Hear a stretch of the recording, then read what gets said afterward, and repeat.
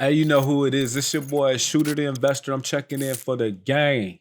And gang, I got a hot one for y'all today. We're gonna be talking about Polkadot and kind of talk about some technical analysis and an article that I've seen the last couple of days. I want to say from March 3rd, where they were talking about Polkadot could decline 20%. Now, I'll say about a week ago, we talked about Polkadot. Actually, a week and a half ago, we talked about Polkadot, and I'll pin the video here. And roughly, I was talking about them retracing back to their original trend line of the overall project. It's in line with this article, but we kind of already figured that. And I'm going to talk more about why I kind of came to an assumption where that retracement was going to actually happen. Now, I'm not say that I predicted it's going to happen or nothing like that. But if you guys know me and you know that I'm always looking at the supply zones and demand zones, and I'm always talking about the retracement to the supplies or demand zones for retest. And so that's why I came up with several different possible buying opportunities, far as if you want to get into Polkadot. Now, I'm not telling you go out and go buy Polkadot, sell your Polkadot, or even just hold your Polkadot. You do what you want to do. But I want to at least break down the technicals so you can kind of see and get an understanding where my mindset is for if you are holding Polkadot or looking to buy Polkadot, getting it for the best price possible. Okay, so we're going to kind of break down Polkadot, see where there's some good buying opportunities are, at least for my perspective, and where I'm going to be buying Polkadot. Again, you do what you want to do, but I'm just kind of letting you know what I'm thinking, and then we can kind of do a little quick forecast of short-term forecasts where there could be possibilities of taking profits just off of holding it for a few months, maybe a couple of months, whatever the case may be. Because overall, you already know my sentiment for 2023. I think we're going to be doing a lot of sideways trading. There's going to be opportunities to swing some plays. There's going to be opportunities to buy into some plays that you're looking at. And I just wanted to be, give y'all guys an idea of what I'm doing with different cryptocurrency plays that I'm currently in. So enough of all that, man. Let's go ahead and bust open the chart. First and foremost, you already know I like to kick off with crypto bubble, man, and kind of look at my overall portfolio. And you can see I am red. You can see there's a few AI plays that's holding strong, keeping the portfolio together. This is why it's important to be well diversified in, what was that, dirt? We gonna keep it raw, man. We gonna keep it real. We gonna keep it raw. This is the reason why you have to be well diversified in any aspect when it comes to investing. If it's cryptocurrency is your thing, if it's the stock market, even real estate, right? If you are capable to having more than one properties, and you're big into that, it's always good to be well diversified from family homes to duplex to commercial. If you got that type of bread, it takes a lot of money, man, to have a well balanced real estate portfolio and time as well too. But this is an importance, man. As you can see, Ali's up. If y'all don't know what Ali is, artificial liquid intelligence AI play that I kind of talked about a couple of weeks ago that's new in my portfolio. Singletary Net's holding me down as well too, up 12% for the week. The S Singletary DAO, the governance token to Singletary Net's up 4%. And then everything else is pretty much red. So there's some buying opportunities. I'm going to give you a quick update. I did buy about 2,000 more of Graph token. Came in a little light because I do expect it to pull back. I bought some more Matic. I also bought some more Render token. I also bought, let me see. I bought more VET. I actually just moved VET off of Binance USA and moved it over to a hot wallet. The APY or the staking rewards are a lot higher. I won't even say a lot higher. It's just better because, like I said, it's hard finding good vet staking on any platform. And what else did I buy? It was one more thing. I did receive XRP. You guys know I use Uphold. They have a MasterCard. I use that for my season tickets. I invest in a lot of different sporting teams' season tickets. So every month I get about 4% back. So I did receive 4% back of rewards off of XRP, which grossed me about 135 tokens. So technically, yes, I bought more XRP, but it was all from rewards. I added to that batch. So I'm always happy to see that. And then I added more Gala as well too. So just want to kind of break that down. So let's just get into Polkadot, right? Polkadot currently still ranked number 12 on all cryptos. There's over 22,758 cryptos. This is coin market cap, by the way. The market cap, overall market cap of the whole crypto space is over 1 trillion. So we've been holding that 1 trillion. We teetered and hit that 1.1 trillion a few weeks ago. So it's good to see that we holding this 1 trillion. Polkadot is ranked number 12, like I mentioned. Currently, at the time of this video, is trading at $6.02. According to this video, it's 3,523 at the current time. So it's up about 3.6%. We just saw it popped up right there. Overall, the market cap is up 3.58%. Roughly about, let's see, hundreds of thousands, 6.9 billion. And the volume is up 5% of 182,000 within a 24-hour, 182 million in a 24-hour cycle. So that's good to see. I'm not a big fan of looking at these line charts. Y'all know me. I'm a candlestick guy, man. But you can see as far as the day, pretty healthy, decent movement here. So on a 7-day, we're down. If I was to go look at the year to date, we got some peaks, some valleys here. And at all, obviously, we're down from the all-time high, right? So we'll look at trading view and look at the actual candlestick chart. Just want to kind of bring that in there. And for those who don't know about coin market cap, you can come over here and see what the all-time high is. Very important to know that.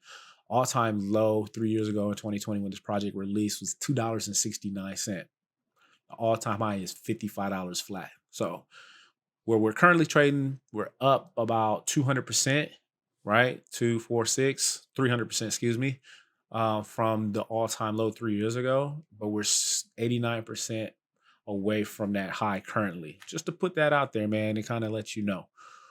Okay, so here's the article, right? Polkadot price could crash 20% amidst the Stargate FUD and crypto market. This is from March 3rd of this year. This is fxstreet.com.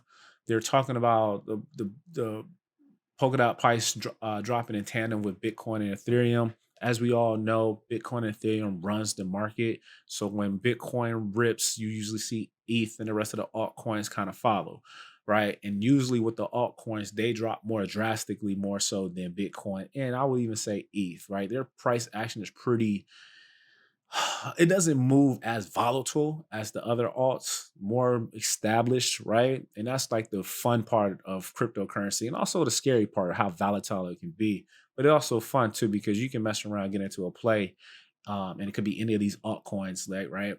And it can move from like 80 cents to $250, right? Kind of like how Solana did when it first came out. Obviously, there was an artificial pump from FTX. We just know of that. But you still have those type of plays and those type of potential. Another prime example, Quant. Quant was roughly about $40 a token. It pumped up to like 400 something dollars, right? So that's the fun but scary part of cryptocurrency. So they're talking about a 20% crash. Usually that's roughly around 3, maybe 4% from Bitcoin, right? Like I said, them altcoins move a lot harder in any direction, or more volatile in any direction, when Bitcoin or ETH is selling off. And so this is from and they did some quick technical analysis, and we're going to jump in the chart. So I just want to kind of bring this up as a reference point. Ethereum is like king of all the altcoins, right? You got Bitcoin, Ethereum, king of altcoins, and then you got everything else, right? So when those price actions change, you can expect everyone else to follow suit, vice versa. Sometimes they may pump because they might have some good news out there, some good articles, some things releasing, whatever the case may be. So this is from March 3rd, and I want to jump over to the actual Polkadot chart, and we're here at tradingview.com. I'm on the daily chart, as you see here, and I have some drawings on here, and I'll explain what these drawings mean and etc. Right? So on the 3rd, this is the 3rd, this candlestick right here. This is the 3rd. Remember that. This yellow sell-off right here, this is a nice small supply area that we can trace out. If you kind of come back here on February 23rd, last month, I always do my technical analysis breakdown. I like to include Polkadot along with Bitcoin, Ethereum, and a few other of the altcoins, right? I was talking about where could Polkadot actually pull back. And I was talking about the possibility of a supply area being created, which we have here. And so I always mark out 20% sell-offs, because those are my buying percentage, right? If you follow me, I always look at 20% sell-offs as an opportunity to buy for me, right? So if we was to adjust this here, this is roughly, and I talked about it pulling back to the overall trend. What is the overall trend? So let me fix this so you can kind of see this. right? And actually, I'm going to switch over to the weekly so you can see the trend line. So here's the trend line, right? So this is the genesis of Polkadot as far as listing on Binance. And as you can see, here's the trend. Here's our trend line right here, right? This is the project's overall trend line. And so that's what I was talking about far as like it could pull back and retest this trend line. Now, why? Why would it pull back and test this trend line? Well, as you can see here, and if you don't know, let me kindly explain what these boxes or these zones that I have plotted out, especially this green one. So this right here, back in December of last year, the 28th, right after Christmas, a lot of coins started to pump, excuse me. And so what I like to do, I kind of like to wait and see if these are actually demand or supply zones. So as you can roughly see around $4.30, Polkadot was a good buying opportunity for a lot of investors out here. And you can kind of see that money started to pump in it, creating a demand zone. This demand zone is what I like to box out here in this area in green. In red, these red boxes are supply zones, selling off, right? So for me, when I come and look at this, I'm looking at, okay, I know back in December, this price action began to cook, right?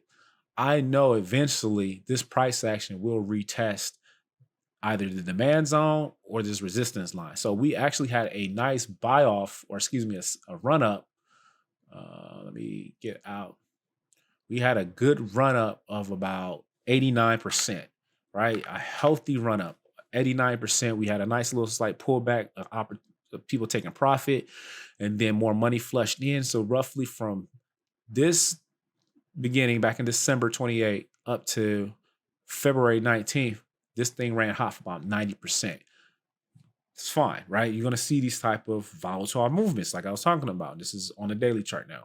Now you're starting to see this price action pullback. To me, these are healthy pullbacks. So for me, I'm looking at it I'm like, okay, this thing ran hot for 90%. Where are some buying opportunities? Because for me, I believe in Polkadot. So I was looking right after this day that, okay, this thing is hot. The RSI on it is burning up as well too. We might start seeing some pullback. The overall market sentiment was hot. Overall market should be pulling back. So I kind of like placed my 20%, and I actually did 25%. So on this day, the 21st of February, I set my 20% and I kind of drug it out to 25 because I was looking at this trend line here and I wanted to see if we could consolidate and pull back for a buying opportunity now. My first buying opportunity, I set an alert and I did it on my video at $5.80. Well, it got tripped on March 4th, which was yesterday, which was a Saturday, right? This video was recorded on the 5th. So on March 4th, we got a trip. So I was able to go in there and buy up. Now we're getting now on today's date, on the 5th, it's starting to creep back up in that $6 range. Now for me, I still think this thing has some selling off personally, right? I think we're going to retest this demand zone that was created back in December. Now, are we going to get right back into this green zone and test it fully? Absolutely. We could and we couldn't, right? 50-50 chance. So what I did is I placed a buying opportunity at $4.90, 95, 97 cents, or we just call it $5, right? A whole dollar sell off from this point to that point, right? So roughly I'm looking at about 34, 35% sell off. So that kind of correlates to that article from March 3rd.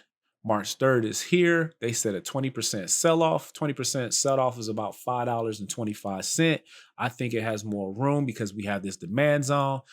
I think that we can possibly get there. Now, from $6 to $6.25, is that an opportunity to gain Polkadot for a cheap price? In my opinion, it definitely is. What's the difference between what the article was talking about, right? I'm gonna set an alert, add alert at 525. What is the difference between what they mentioned based on this to now? Really, and what I have, there really isn't anything. I just kind of figured that this was going to start a lot sooner than what they have.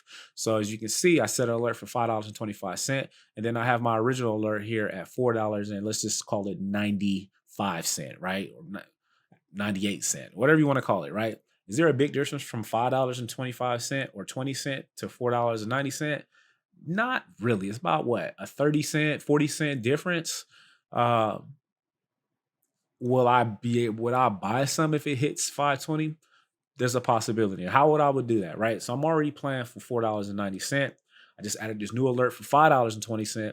That's a 30% difference. Let's say I had a budget of $500. Instead of throwing $500 right here at 520, maybe I'll just throw in 250. And since I got 250 here, and then if it trips this 491, maybe I'll throw in $100. Now you might say, shooter, but you got a budget of 500. Well, there's no real big difference, right? We come to a realization that it's about a 30-cent difference. So if I put in 250 at 525, I put another $100 in, that's $350. That leaves me with how much? $150. As you can see, I have another alert here at $4.24. And this is the bottom of that demand zone that was created.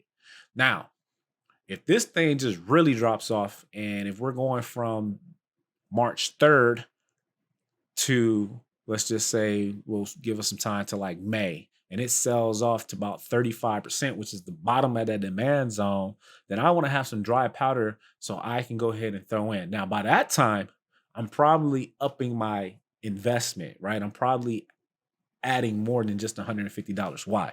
Because if I spent $250 at the top and another $150 or $100 within this area, my dollar cost average is still going to be kind of high. So I want to make sure I have probably $500 on the back end of, accumulating dry powder, and be ready if it trips this last buying opportunity of $4.20. Now I'm not going to say it's the last one, but I'm just plotting for at least 3 buying opportunities, right? I like to do it in threes. Now, if this thing falls out and we trace all the way back to the pattern resistance, which was this, which we broke out of, which is now support, that's a whole nother ball game. That's a whole nother different chart. That's a whole new investment, dry powder or initial investment put to a side for that, which I have. But we're talking just from a short-term slow trading plan, which you should always have a plan. I'm looking at these 3, right? 250 here, maybe $100 here, and then I'm gonna be patiently waiting to see if we can maybe enter somewhere in the middle here at 460, or if I'll just be super patient and wait for it to retrace about 420 something. Will it happen? We don't know. I don't know. I don't have a crystal ball. I'm just looking at planning for what ifs, right? You always plan for what ifs. What is the worst case scenario? I want to be prepared instead of surprised. And I have these alerts, so I'm not scrambling, open up charts, trying to look at this every day. I'll just wait for it to trip my little trap. You know what I'm saying? If you anybody ever hunted out there, you set your little trap up for your rabbit. I just put out these little rabbit traps. You know what I'm saying? I set up my little rabbit traps. So if it trip, I'll be right there with the dry powder. Got some USDC, Coinbase, boom, go ahead and buy it. Or I'm buying it in Uphold and just staking it on Uphold because they're giving out great APY right now. So yeah, and another thing on Uphold, I can actually set this for limit orders, where I can set, if it tripped this, go ahead and throw that 250 bump. What they say, no face, no case. You know what I'm saying? No face, no case. I go ahead and set it up. No face, no case. Just let it do what it's doing. I ain't got to worry about it. So use your limit orders, use your stop loss, all that stuff. Now, where do I take profits? Now, I'm gonna be completely honest with you.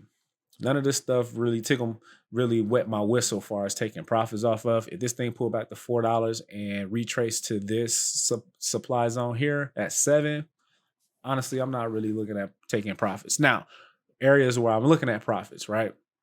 Let's get rid of this because this is just a lot on the chart, right? Got our alerts already. I'm gonna keep this demand box here. Actually, I'm gonna get rid of this demand box because we already talked about it. So let's say if it did pull back to the bottom of this demand, right, from this $4 range, I'm looking at these particular supply zones for possible profit taking. And when I take profit, I'm probably going to take like a little bit and just kind of see if it retests, right? So I always mention about retesting. So we already determined that it's a possibility we could retest this demand zone. Let's say we retest, we bounce. We might retest this supply zone. The supply zone roughly expands from about $8.25 to the top of it, and call it $9.50. Let's say if it does hit here and reaches the bottom of this supply zone, that's a 97% gain. Not bad. Sure, let's take a little profits because it could reject, pulled back. We got some dry powder from the profits. Then we, repeat, rinse and repeat, right? What if it hit the top? The top 124%. That is not a bad profit taking opportunity. Maybe I'll take out the initial investment. If I made a $500 input here, it reaches up here. I'll take that $500, wait for a pullback, or just kind of see if we bounce and continue to go. I'll reinvest, right? So that's best and worst case scenario. Let's talk about the next supply zone, which is a little higher up on our chart, right? Now, I don't expect this thing to just rip off. Then again, who knows? I just know overall economy, the economy is not the best. Market sentiment is not the best. But for the sake of, being prepared, not surprised, what if it pulls to this next supply zone here? The bottom of that, that's a 200 and we'll call it 260% run up. From $4 to about $15. It's not a bad profit taking opportunity, especially if you bought in at the bottom at 500. Initially, my whole investment from dollar cost average down is $1,000, but I'm talking about from the bottom of that 420 up, that's about $500. Yeah, 260%. I'll take that every day of the week.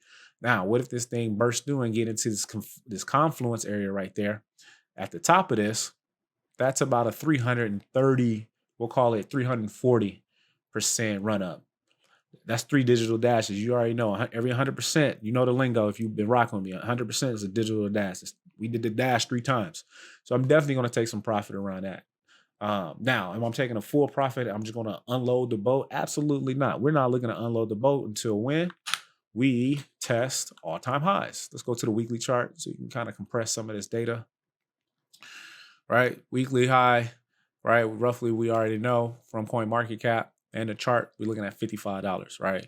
Weekly, we have this, looking at the weekly chart here, we have this beautiful double bottom. We broke the neckline and we're roughly dancing around this overall trend line of the market for Polkadot. So we have our supply zones here. We got a supply zone there. We got a small supply zone here.